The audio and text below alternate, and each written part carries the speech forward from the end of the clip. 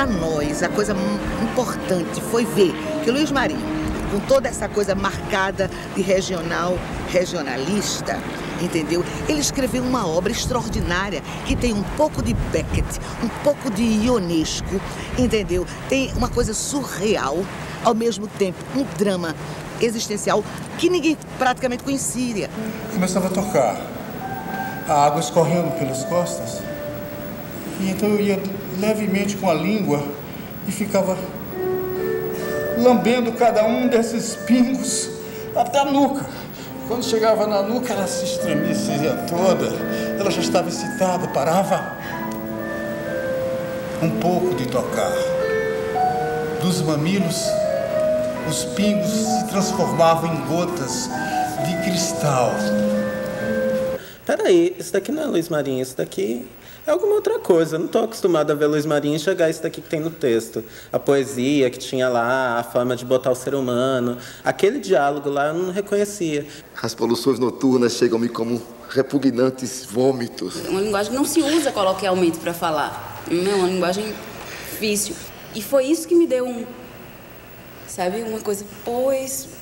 Como se fala isso, sabe? Como se fala isso sem ser piegas, sem cair na mesmice, sem mostrando sentimento.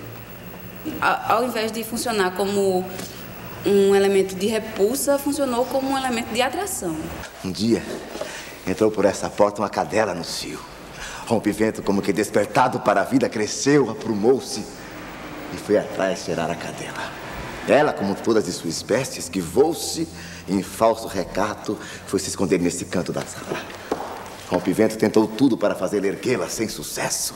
Joguei-lhe um livro. Ela, num grunhido, levantou-se. Rompimento rápido investiu, mas depois ela saiu por essa porta. O corpo corpóreo faz parte desse, talvez seja o ponto alto dessa obra de Marinho, o ponto alto desse momento onde ele se volta mais para refletir sobre o homem, suas crises, né, suas dúvidas, seus desígnios.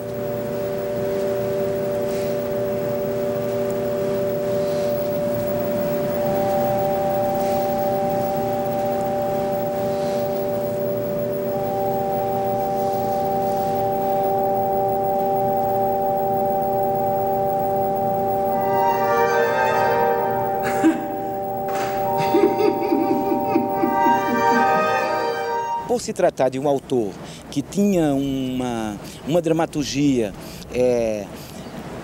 marcadamente local, pensávamos que, em tratando deste assunto do local em contraponto ao global, a gente poderia ter uma discussão mais ampla no que vem a ser essa identidade e essa identidade dentro da contemporaneidade. Não pode haver contemporaneidade se não há uma identidade. Não se pode fazer arte contemporânea se não sabemos quem somos. Então, realmente não estaríamos fazendo arte, estaríamos fazendo nada. Foi ficando caretó, moça véia, mal falada, tabaco empoeirada. Endoidei! Identidades na nossa era de globalização tardia são cada vez mais híbridas, fragmentadas. Identidades se constituem por identificações de raça, classe, etnicidade, orientação sexual, de trabalho, etc. Ou seja, uma identidade não é fixa, não é estável. Eu acho que nunca foi. Isso faz que as identidades são altamente dinâmicas, fluídas, principalmente agora na nossa era da globalização tardia, com cada vez mais pessoas movendo-se entre o cá e o lá. Ela entrou como um raio aí para cima de mim. Afaste-se dele, ela gritou, ele é meu. Como eu poderia estar com você do modo como eu estou? Se tivesse mais alguém, como eu amava de todo o coração, não podia deixar de sentir pena dela. Eu sugeri uma pequena viagem para comemorar até Cancún ou até o nosso querido... Ele ficou pálido, murcho. Não, isso não era possível naquele momento. no contexto globalizado há sempre uma tensão entre o local e o global, e também entre uma certa ambição de totalidade e um fragmento que sempre aparece, que sempre está aí, e que tem a ver com como cada sujeito, cada prática cultural se insere na contemporaneidade.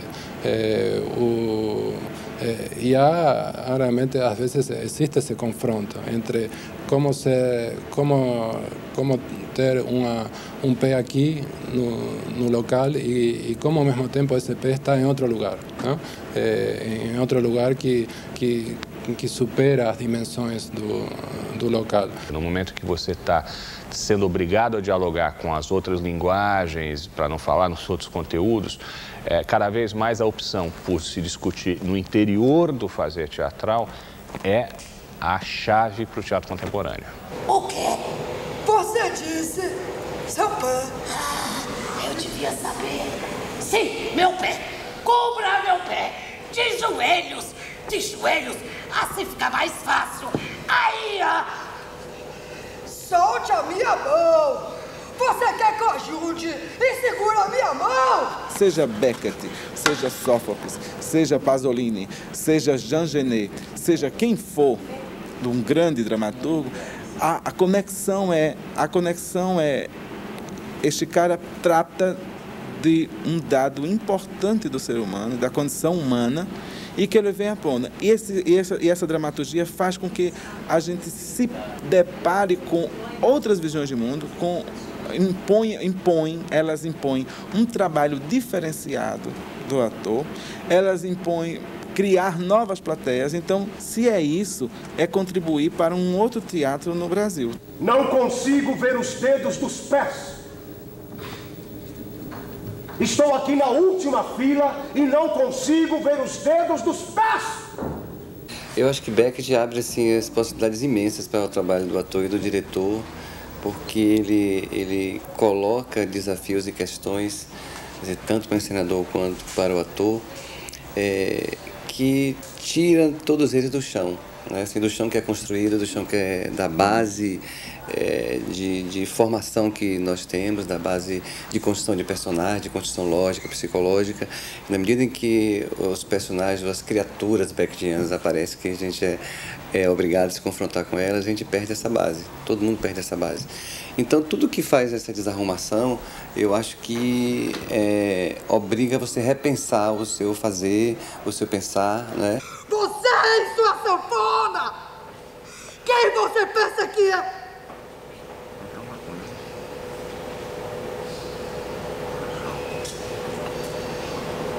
Então, ela me fazia dormir no chão. Por que você não se deixa morrer? Eu tenho pensado nisso. Mas você não faz. É difícil, porque é você perder todos os seus gestos que você vinha utilizando, gesto como ilustração, todas as entonações, todos os clichês que você utilizou do decorrer de sua vida como atriz, né? Eu tive que me desfazer deles todos e começar tudo de novo.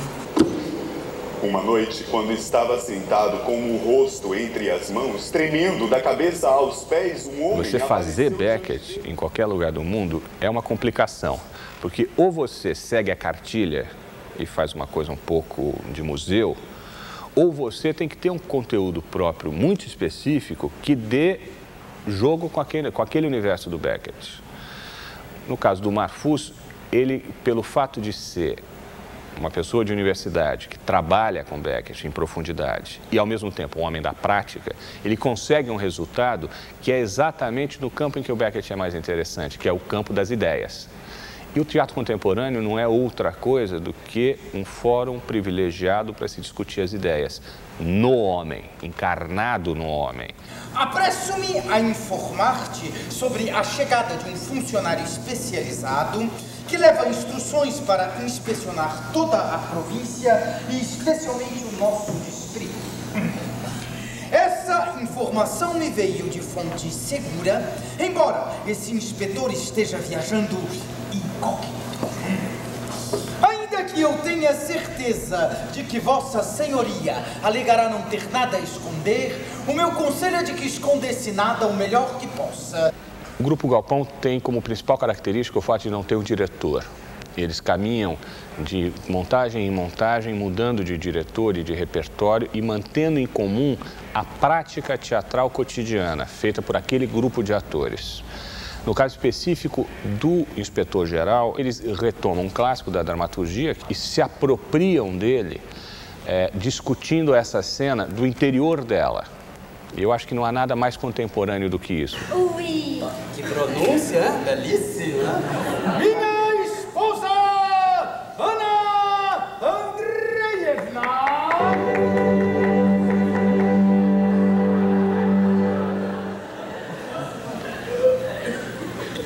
Enchanté. Abajur.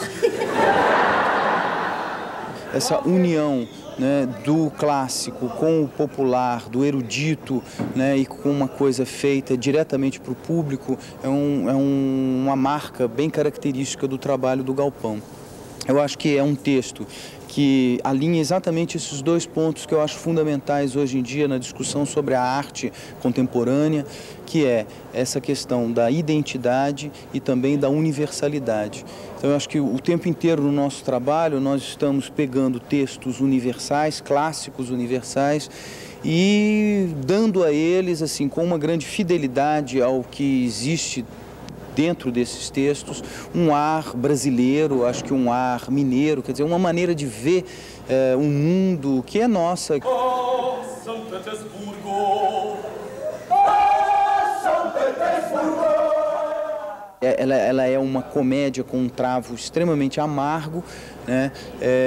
E eu acho que é uma ligação que existe muito grande entre o Brasil e a Rússia também, países emergentes, países que enfrentam problemas estruturais muito grandes, onde a corrupção é um problema muito sério. Aliás, a corrupção é um fenômeno mundial. Será que não poderia dar uma abridinha nas cartas que entram e saem do correio? Assim, só para passar os olhos, ver se não há nenhuma denunciazinha. Depois, se não houver, a gente fecha a cartinha ou entrega assim aberta. Há cartas que vêm abertas, não, senhores? Não me dê lições. De vez em quando eu faço isso. Eu acho que tem uma ligação também um pouco dessa coisa da província, né? Do provincianismo, de um certo sentimento de estar fora do centro do mundo, né? Que liga muito a literatura do Gogol com Minas Gerais, né? Esse sentimento de ser interior, né? E de um certo complexo de uma grande província metropolitana, isso pega em cheio com Minas e a Rússia do Gogol. Apresso-me a informar-te, querida, que ainda não estamos salvos, mas graças à providência divina, meia porção de caviar, 2 pepinos no vinagrete, 1 rublo e 25 copeques. Eu não tô entendendo o que tem a ver caviar e pepino com a providência divina. Existe uma identidade com o povo brasileiro, assim, mas ela veio mesmo nessa ansiedade que a gente tem, nessa luta que é você criar um personagem, né? E é muito bom quando você consegue criá-lo a partir de uma verdade que você descobre dentro de você, né? Aí eu acho que é bom, eu acho que eu me identifico com ela, sim. E acho que as pessoas também se identificam através dessa brasilidade que é também, assim, sei lá, pode ser uma mulher de qualquer parte do mundo, que a Rússia, o interior da Rússia pode ser o nosso interior também.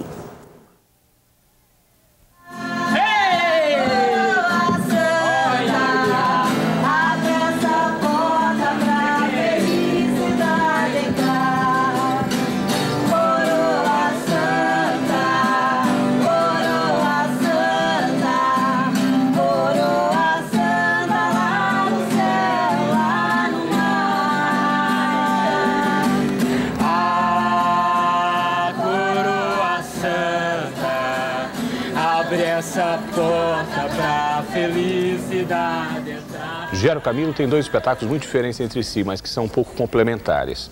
O primeiro é o Aldeotas, que é um texto dele que ele faz como ator, dirigido pela Quito, em que ele faz uma estrutura que parece muito simples, mas na verdade é muito rebuscada.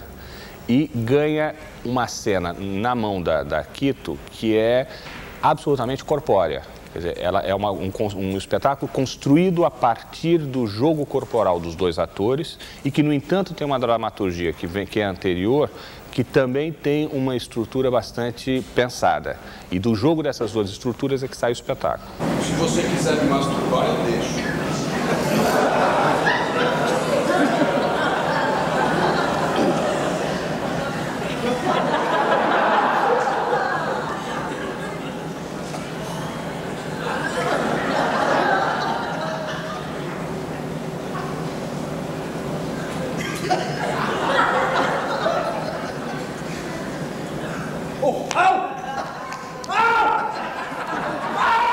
Aldeotas é um espetáculo que, para mim, move no sentido de trazer uma limpeza cênica, trazer um quase vazio cênico, faz com que o espectador possa mover-se, né? Trazer as suas próprias memórias, não apenas as memórias contadas por Gero Camilo e Marat Descartes, né?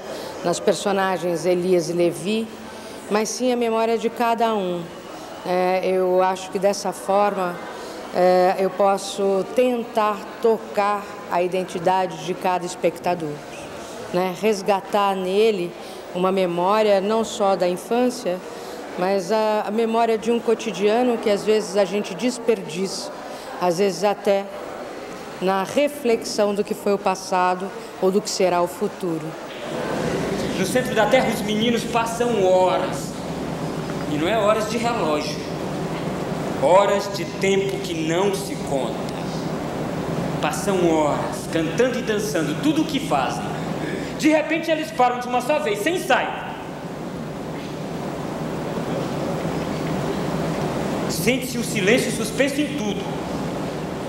Um texto extremamente poético que nos leva para esses momentos que qualquer pessoa viveu, seja de qual faixa etária ou de qual classe social for, qualquer pessoa teve um melhor amigo na infância, né? Teve os seus problemas com os pais, ou com a sexualidade, ou com... Então tem um espaço, tem um momento no teatro onde você consiga sentar, respirar e ver essas imagens e, na verdade, ver as suas próprias imagens, né? Ah, faz uma semana que você tá nessa de poema pra Dolores, não sai nada daí. Daqui a pouco a menina desiste de esperar. É que é difícil encontrar rima com Dolores.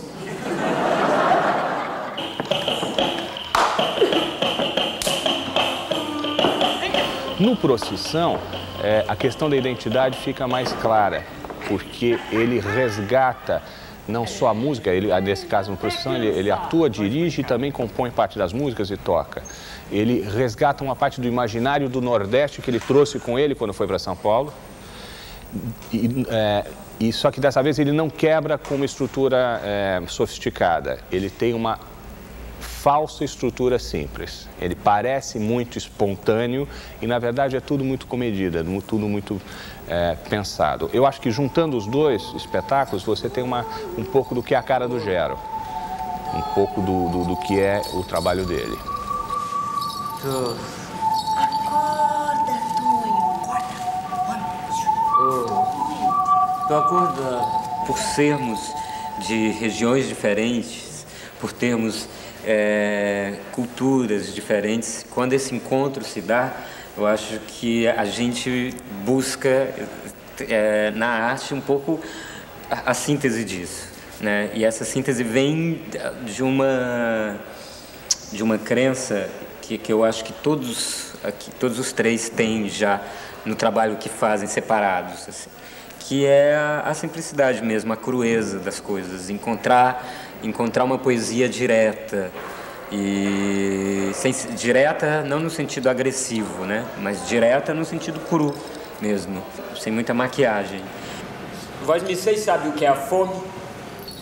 a gente quando encontra com o coração mesmo, sem pensar você mora ali, você mora aqui, nasceu ali. É claro que cada um traz a sua carga cultural, a sua bagagem, tudo que aprendeu, que pensa. E aí se dá a alquimia, né? A gente faz esse encontro das identidades, né, de cada um, assim, cada um é de um jeito e ao mesmo tempo a gente consegue construir alguma coisa juntos. Eu disse que eu sei que eu disse! Vem brilhando!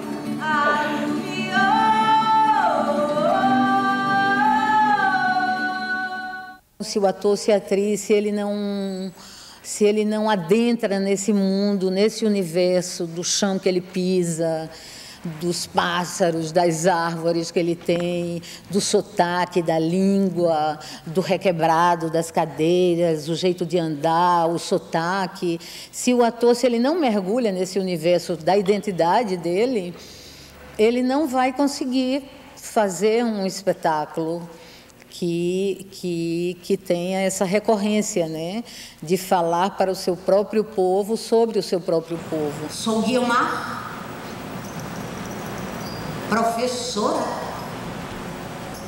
filha da outra Guiomar, que também era professora, que andava por paus e pedras sem sorrir e sem chorar. Sou professora da terra verde e amarela, só que eu fico na minha, a história fica na dela. Terra vista! Um ponto no horizonte na linha do vasto mar.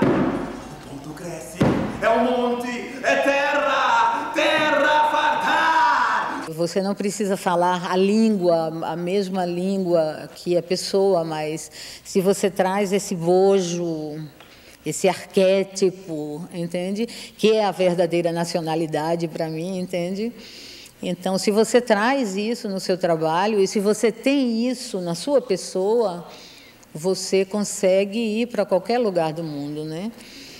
E é a coisa que vai fazer com que a globalização não nos destrua, não é? É exatamente isso, é manter essa identidade. Eu acho que também só há a possibilidade de existir uma comunidade quando existe este aprofundamento de cada cultura. E, ao mesmo tempo, também esta necessidade que sentimos nesta era da globalização, também de nos confrontarmos, pontos de vista, de quebrarmos isolamentos. E, portanto, a nossa ideia foi sempre essa, quer dizer, descobrir afinidades também estéticas entre os criadores em presença, entre os grupos, entre os dramaturgos, etc. E pô-los em contacto, quer dizer, provocar o encontro. A questão da identidade hoje não pode ser pensada no singular. Eu acho que, diferentemente da geração dos anos 60, de intelectuais e artistas que pensaram um projeto de nacional popular para o teatro e para a arte em geral, eu acho que hoje essa identidade se multiplica a partir dos sujeitos que falam no teatro, não é? Então, existe uma regionalidade na fala de autores como Nilton Moreno, como Gero Camilo. Isso promove uma identidade que é da história, que é da mitologia pessoal desse autor e que pertence a uma subcultura dentro dessa cultura maior que é o Brasil. Os homens explodiam seus sentimentos em...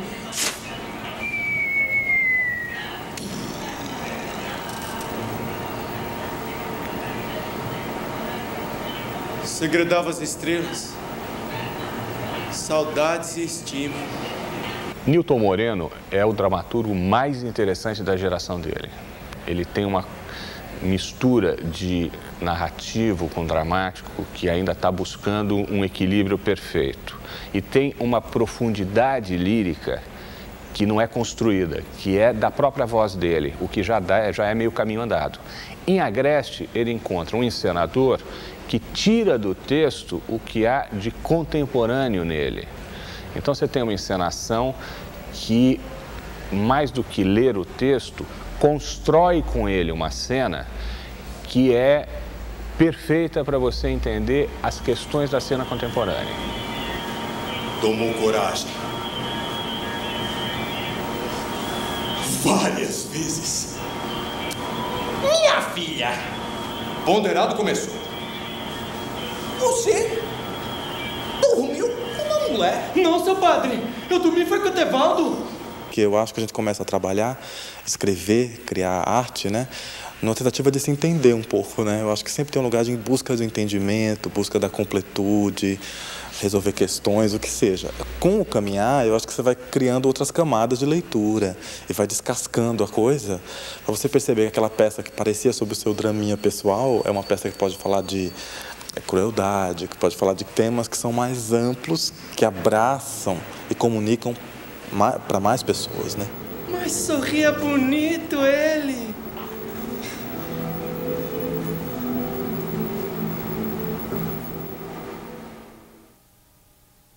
Dona Benta, Beata, amiga dos mortos, encomendadora das almas.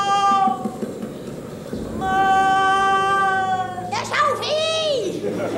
Caetana é um apelo poético para que se possa resgatar aquilo de mais íntimo que nós temos dentro do Nordeste. A nossa relação festiva com a morte. Somos um povo de celebração da morte rindo. Isso nos dá, de alguma forma, particularidades muito próprias. E que o cosmos me dotasse de indestrutível poder, conjugando o verbo ser, que de mim me libertasse. Criei essa personagem gerando um filho. Então, assim, não preciso dizer mais nada, né? Onde eu fui buscar para criar a morte, foi lá dentro do âmago. Desde que nasce o menino, nasce o morto que há de ser. Eu estava gerando um menino dentro de mim. Então, assim, quando eu comecei a estudar essa personagem, eu me arrepiava, eu dizia, eu não vou dizer isso não. Daqui a pouco eu já estava dizendo isso com algum gosto. Foi aí mesmo, foi gerando uma vida que eu criei a morte. A vela que acende a vida e ilumina a sua sorte. É como a vela de cera escorrendo a própria morte.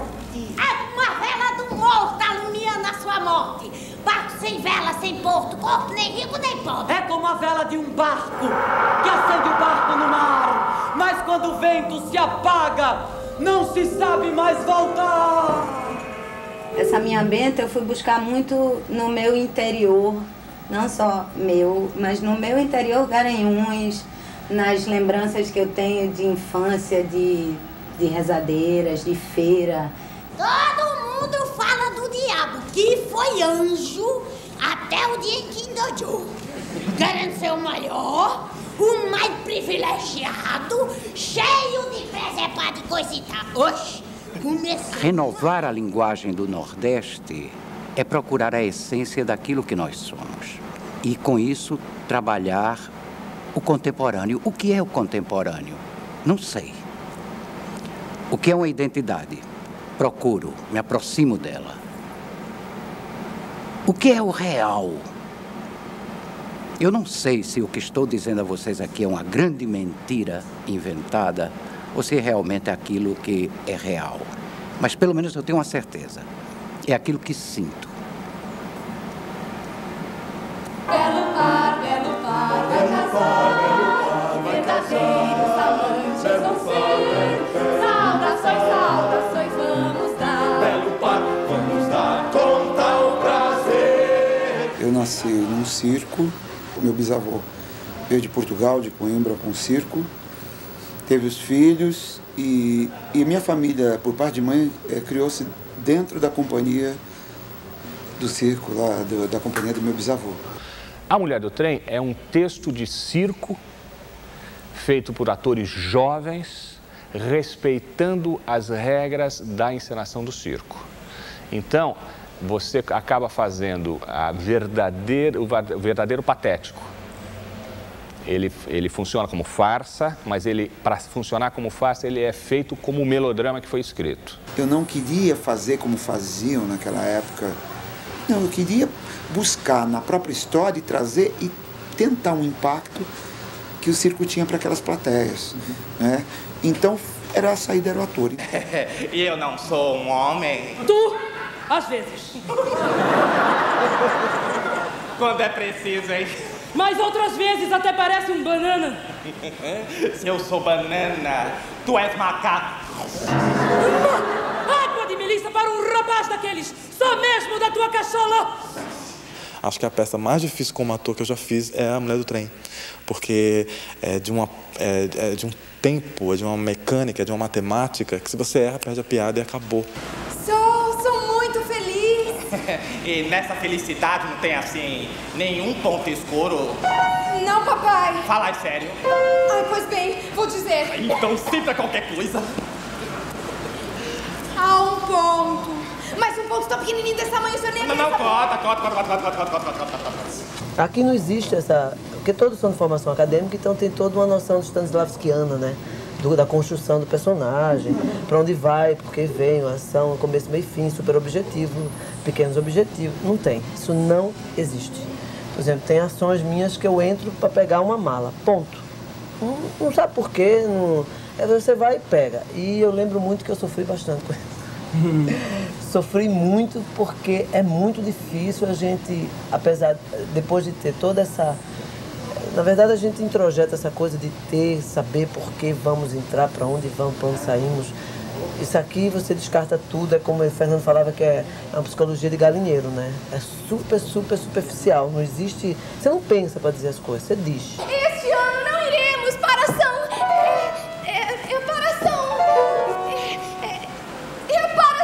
Paulo. O médico receitou para o meu marido ar da serra. Por isso vamos amanhã para Petrópolis.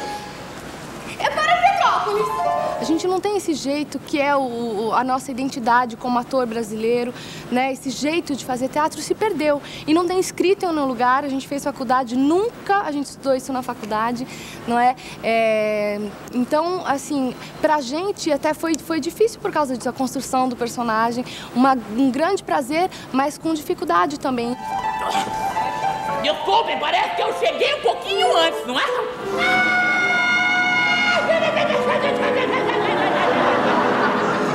Aos poucos a gente foi ampliando para essa ideia de entender qual é essa matriz de ator brasileiro, que se formou nesses lugares de circo-teatro. O que veio antes do TBC, o que veio antes do Arena, o que veio antes dos comediantes, o que veio antes do Oficina, que é esse que está no Brasil todo, inclusive, que não é um privilégio assim da história do teatro de São Paulo, que é esse movimento do ator mambembe, do ator do circo-teatro, né? Gente como, por exemplo, Oscarito, Desi Gonçalves, que tem toda uma tradição em torno disso. Então, quer dizer, faz parte da história, né, do ator brasileiro.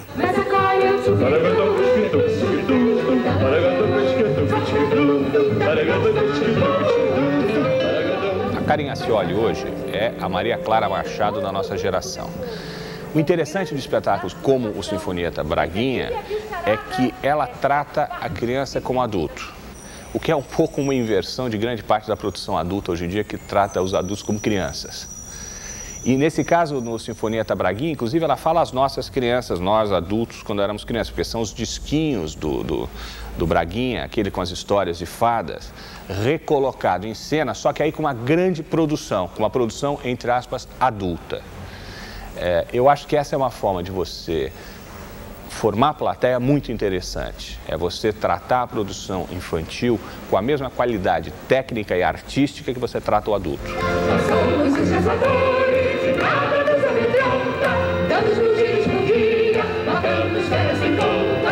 Hoje, todo mundo fica pensando, não, isso não é brasileiro, isso não pode ser do Brasil, porque mas essa música é de um brasileiro, essa música é de um brasileiro, essa música é desse brasileiro, é do Braguinha.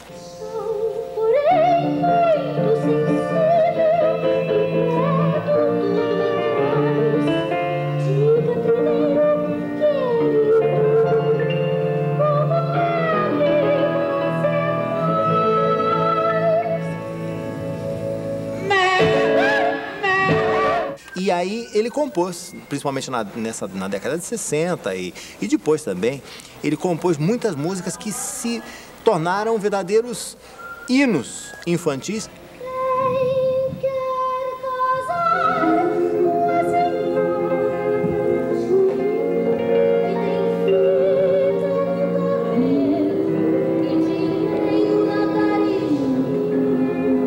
O Braguinha tem tanta noção do que é a criança, o outro e a relação da criança com o outro, que ele compôs essas músicas dentro de uma narrativa, de um tempo só dele, um tempo que a criança de hoje e de ontem, elas param para escutar e para mergulhar no imaginário delas.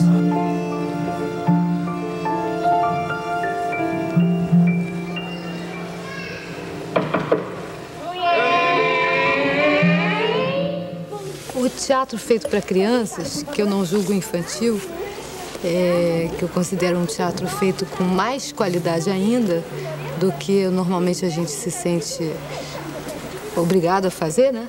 Porque a responsabilidade de estar apresentando para uma criança um leque de oportunidades para que ela possa abrir a percepção dela para o mundo, o senso estético, o senso crítico e toda a capacidade de se emocionar. Eu acho que é um dos teatros mais fortes que a gente tem hoje no Brasil. É o teatro feito para crianças, que não é nem um pouco infantil, que é um teatro maduro, um teatro que tem uma história muito grande, um teatro de profissionais dedicados a esse público, né? Era você então que cantava enquanto nós trabalhávamos abastecendo o formigueiro. Isso mesmo, era eu. Não existe uma história pra gente aqui no Nordeste, uma história pra quem tá no Sul, pra quem tá em outro país, pra quem tá em outra época. É a história do ser humano.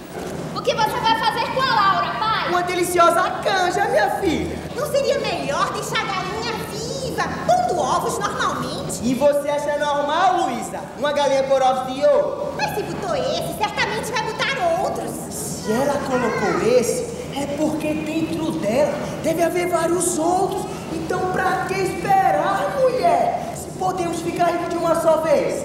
A gente tem conteúdos inatos que a gente coloca na construção da encenação, até na forma de se expressar.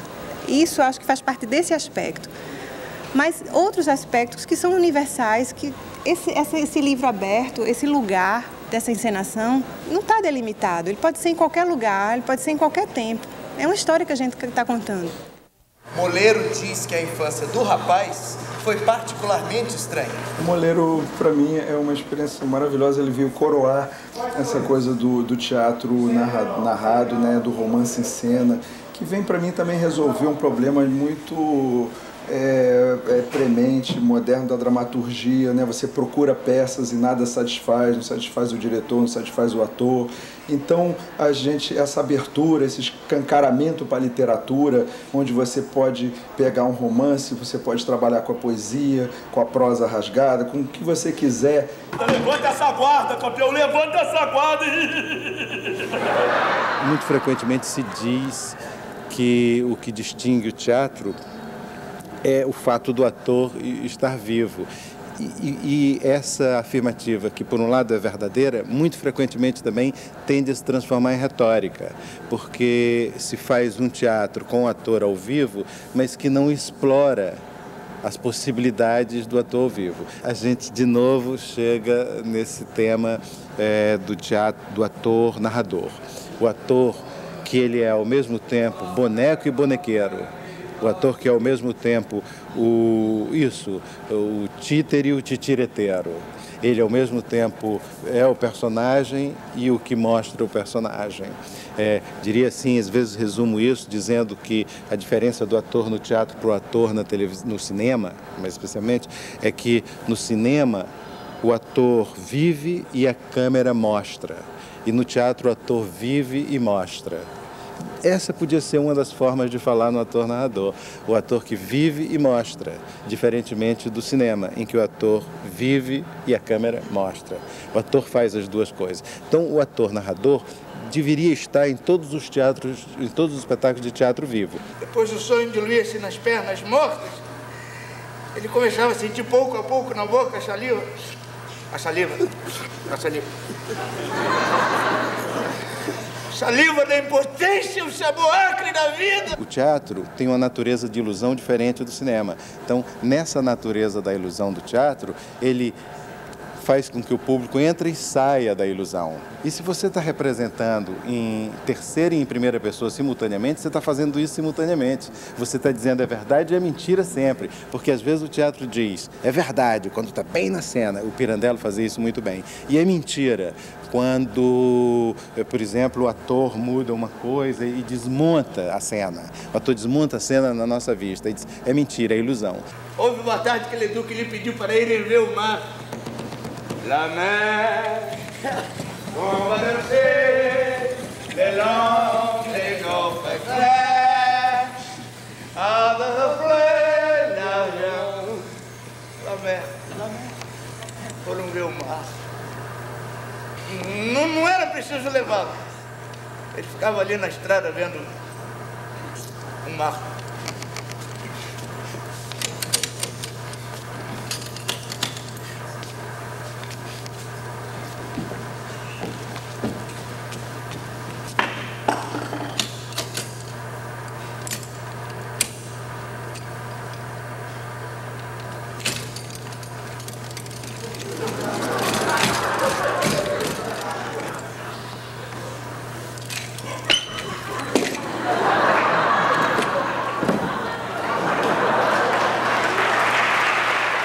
Eu acho que a linguagem proposta pela Gerdau, de uma liberdade absoluta, e onde você, com uma mudança de gravata, com uma caneta aqui, já muda o personagem. Então você oferece dados ao espectador em que ele vira cúmplice da gente, porque ele vê que aquele personagem está sendo composto com nada. Então a criatividade e a imaginação dele foi fomentada, foi estimulada. Chegaram as andorinhas, Alce! Tem uma no parapeito da janela!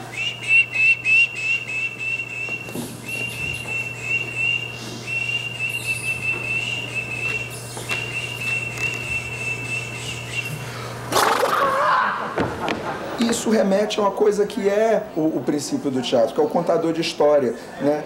O teatro é o quê? Uma pessoa falando, contando uma história e a outra ouvindo. Então, é isso, assim, não precisa ter o diálogo necessariamente, né? O diálogo, às vezes, se dá com a plateia, diretamente. Ela ficou ali, parada na porta do quarto. Vado! Você vai voltar? Vado! Você vai voltar? O que morreu, mas não deitou, ele pega uma vertente da contemporaneidade, que é a questão do depoimento pessoal. É a atomização das questões. Então, ele trabalha a voz individual do ator, o depoimento pessoal dele, como base para a construção da cena. E como material dramático, ele usa material literário. Daí a questão do teatro narrativo. O resultado não só é muito bom do ponto de vista artístico, mas ele é muito, eu odeio essa palavra, mas ele é muito instigante para quem pensa a cena contemporânea. Ele disse que chegou em casa, eu estava lá deitada, sozinha, dormindo, de boca aberta, roncando.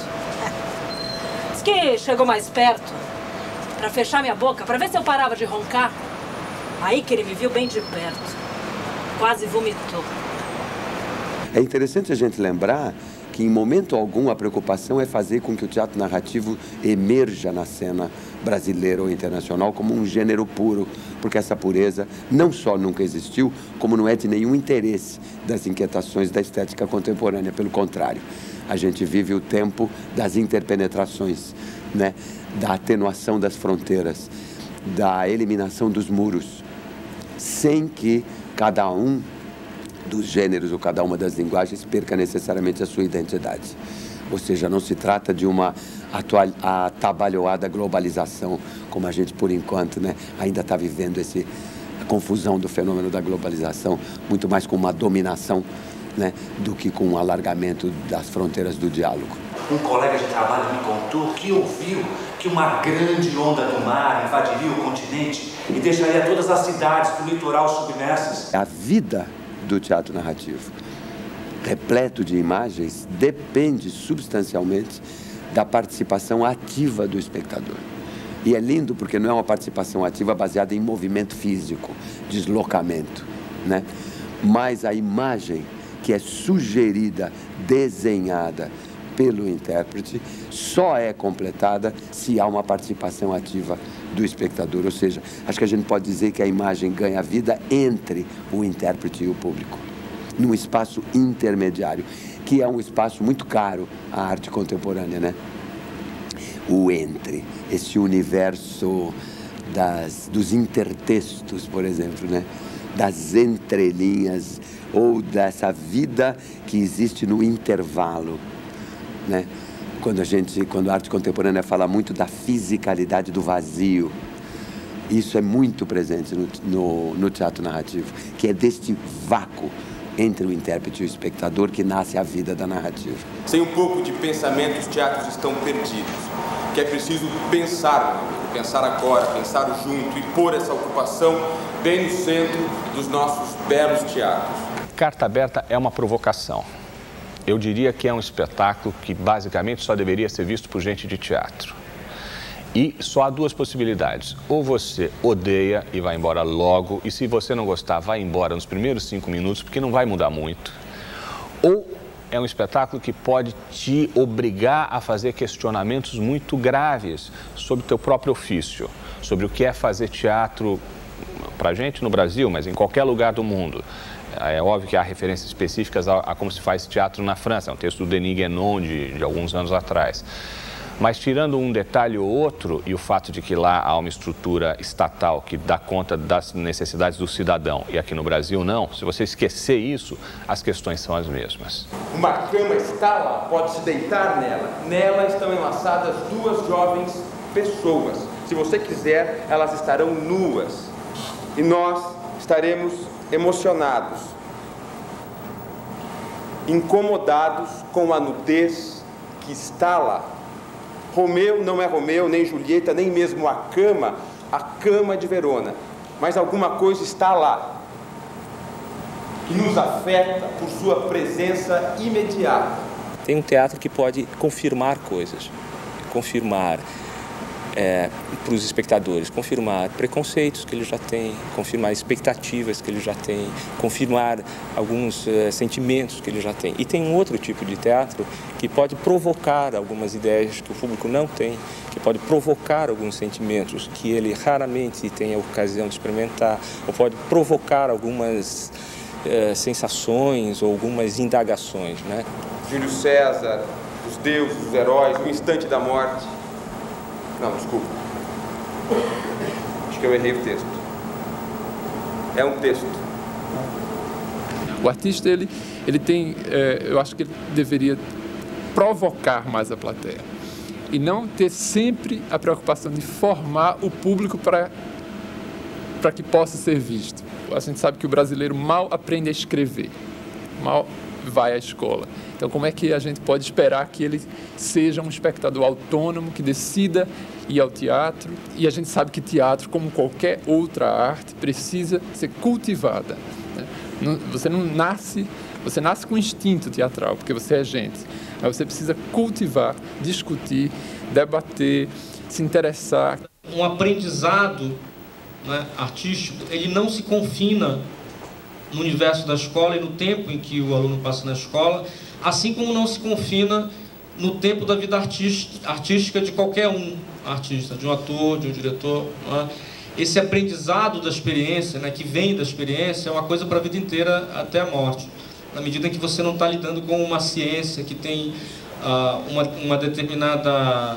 um determinado repertório que vai ser dominado e esgotado. Só pensando na nossa experiência de criadores, né, de artistas, de produtores de cultura, esse fantasma, esse apelo da competência, do acerto, da frieza de cálculo, isso não nos faz bem.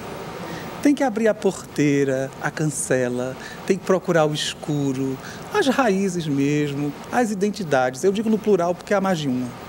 E uma a dialogar com outra e a brincar uma com a outra e chamar para a festa, para a umbigada, para o jeitinho, para a cachaça, para eu perder um pouco a razão.